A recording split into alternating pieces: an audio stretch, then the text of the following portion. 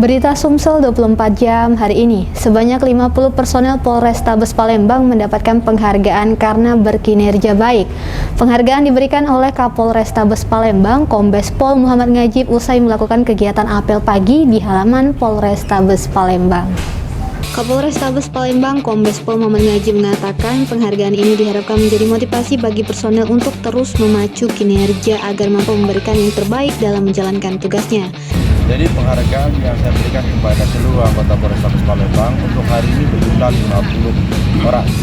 Di mana dari 50 itu diantaranya telah berprestasi baik dalam rangka penegakan hukum, yaitu penangkapan terhadap para pelaku tindak pidana yang tentunya melebihi daripada tugas pokok biasanya.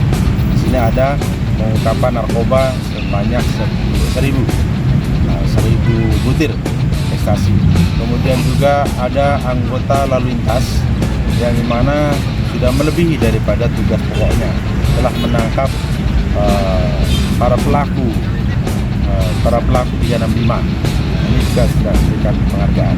Dan di samping itu juga kita memberikan penghargaan kepada anggota dalam rangka pembinaan, yaitu di staf, yaitu yang telah melaksanakan tugasnya melebihi tugas pokoknya. Kita berikan penghargaan. Ia menyatakan Polrestabes Palembang mempunyai program 1000 penghargaan.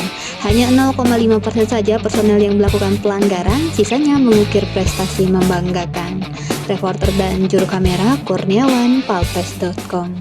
Demikianlah berita Sumsel 24 jam hari ini. Jangan lupa untuk mendukung program kami lainnya di YouTube channel Palpres Official seperti podcast Cukup Pedas, Budak Lorong, Basing, Ternyata Bukan Mistis, Sidak, dan Ruang Cerita bersama Kakak Juli.